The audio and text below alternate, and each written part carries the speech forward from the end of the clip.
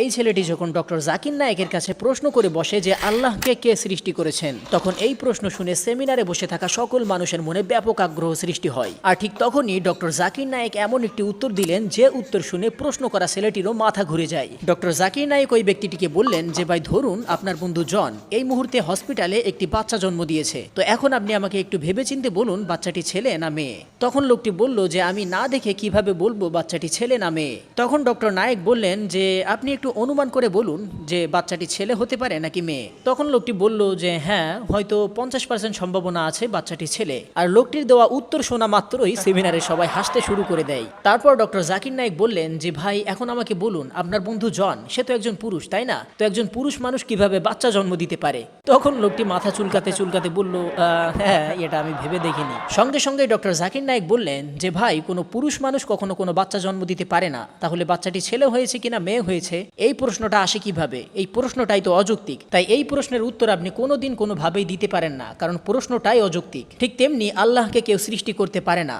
আপনার প্রশ্ন ঈশ্বরকে কে সৃষ্টি করেছে? ভাই, আপনার প্রশ্নটাই তো অযৌক্তিক। তাহলে অযৌক্তিক প্রশ্নের উত্তর আপনি কিভাবে আশা করেন? তাই বলা হয়েছে প্রত্যেক সৃষ্টির একজন স্রষ্টা থাকে, কিন্তু আল্লাহর কোনো স্রষ্টা নেই। এবং কোরআনেও বলা হয়েছে, বলুন তিনি আল্লাহ, তিনি এক এবং অদ্বিতীয়, তিনি কারো মুখাপেক্ষী নন এবং তিনি কাউকে জন্ম দেননি বা তিনি কারো থেকে জন্ম নেননি এবং তার সমতুল্য কেউ কোনোদিন হতে পারবে না। আশা করি উত্তরটা পেয়েছেন।